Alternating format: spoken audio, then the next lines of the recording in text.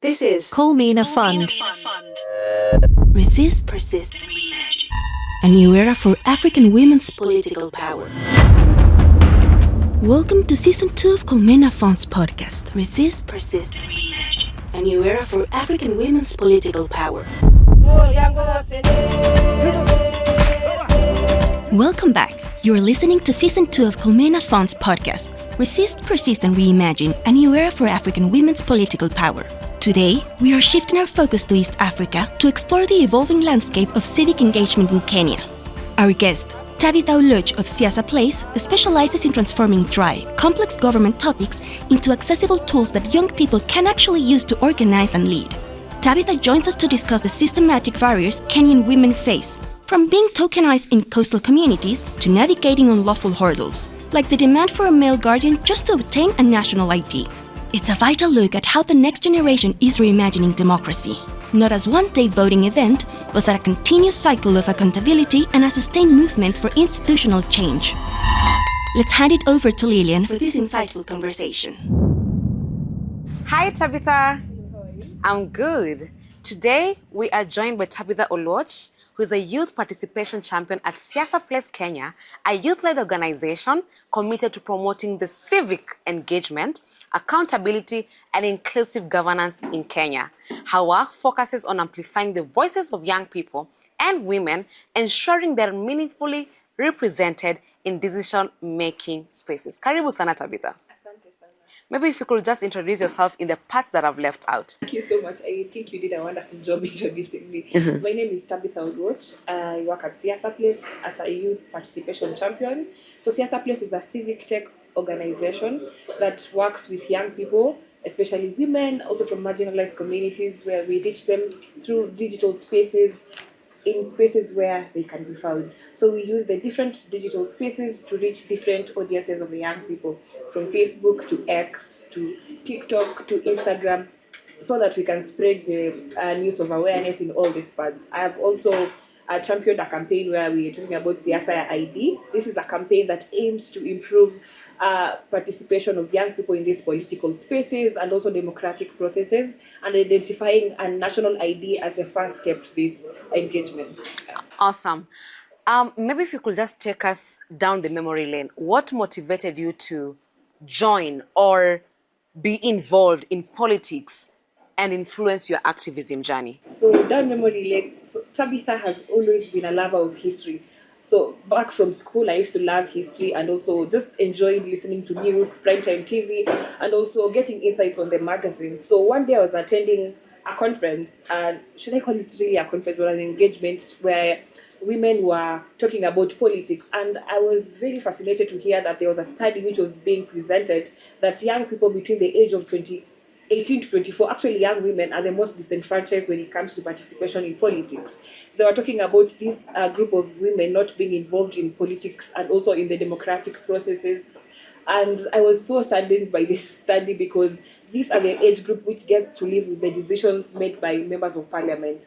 Because most of our representatives are either between the age of 50 to 80. So if they make a law today in 2025, they, let's say, have 20 years to live with that law. But as a young person who is 24 years old, I have like 50 years to live with that same legislation which was passed down. So through this study, I was motivated to start speaking in my spaces.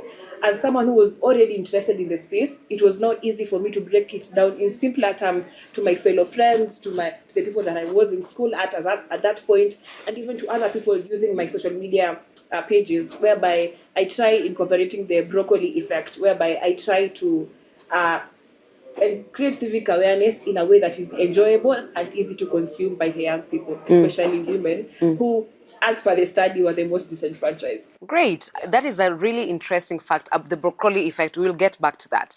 Now, what barriers or challenges from your context, in your background, in the work that you've been doing, have you been able to identify that prevent young women like you from participating freely, meaningfully in politics, especially from marginalized and diverse identities and backgrounds? That's interesting. I think culture plays a big role. So as I mentioned, we were doing a campaign on Siasa ID in Kenya. for context, siasa in Kenya means politics. So it was the politics of getting a national identification. So we were working in 17 counties in Kenya, and we were also engaged in some of these marginalized counties. So in Kajiado County, we were able to notice that for you as a young woman to get your ID, you have to be accompanied by a male figure.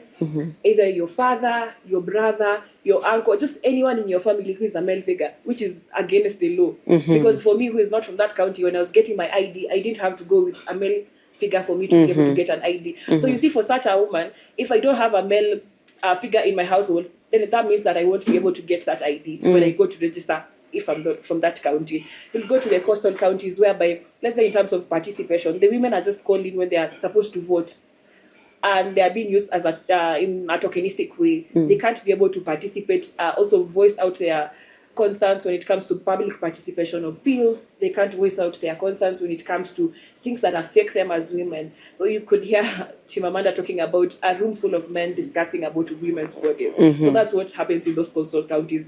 They're not able to speak for themselves. The decision is left to the men in their communities to speak for them. So such barriers are some of the things that are quite making it impossible or difficult for women to participate in the marginalized community.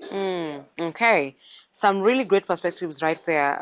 And looking at something that you've already mentioned about the CSA ID, I'm looking at it more like an intervention or a strategy to be able to overcome, again, the same barriers that you've actually just spoken about. Now, from your perspective, from your context, what have you seen working? What do we need to do more of to overcome the barriers? What is working when it comes, again, I'd reference it to what happened in Kenya last year in June 2024, where we used social media to do mobilization, social media to do the civic awareness, social media to bring the youth together. So this block, what I can talk about, some of the strategies and intervention that we can use is getting to talk to these people in the places where they are at. For the young woman in the rural parts of Kenya, would use Facebook to get to them. For the young person who is in campus, would use Instagram to get to that person. For that person who is already interested in politics, would use X to get them. So these different strategies are what we can use to get to these people. We talk about narratives are the things that politicians use to win elections. So we can come up with narratives specified for these specific digital platforms to reach to this person. Also, we can use breaking down what happens in our countries, in our different parts of, let's say in Africa, to get to talk to this young woman on how this specific bill would affect them. Let's say when I reference it to Kenya, for the Finance Bill 2024, for people to meaningfully participate in it, it was broken down to in ways that each and every person could relate to it. For the young woman, she was told that when this bill passes, the cost of sanitary towels would increase. For the young man in the village, you were being told that when this bill passes, the price of bread will go up.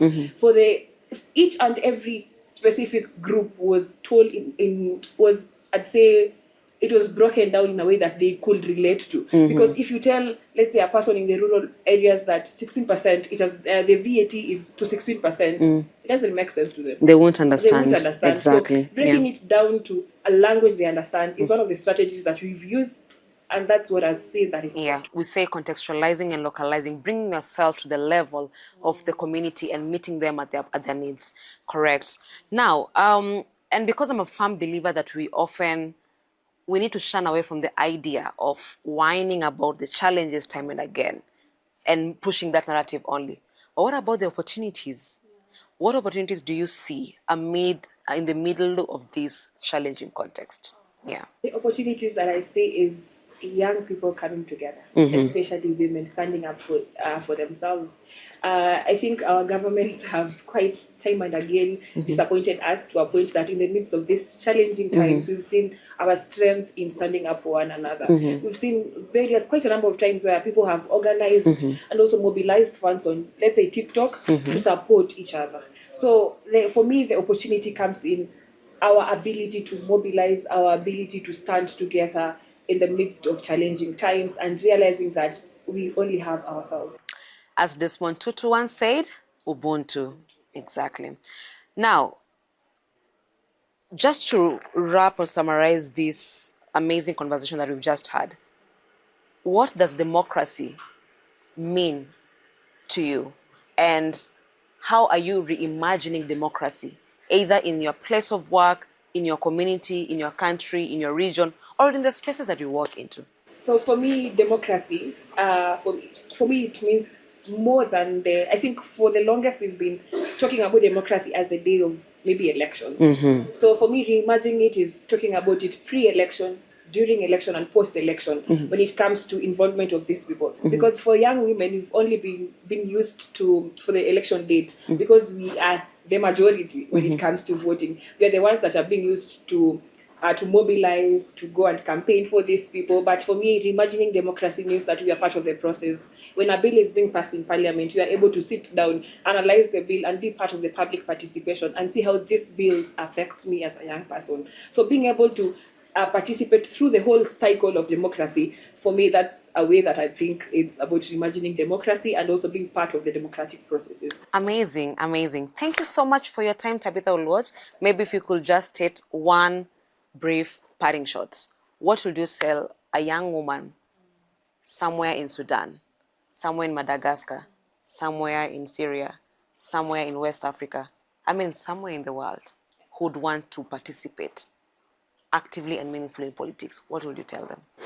What I'll tell them is the time is now. I think we're always told that young people are the future leaders. I think the future is today because there's no day that comes being called tomorrow. So the future is today.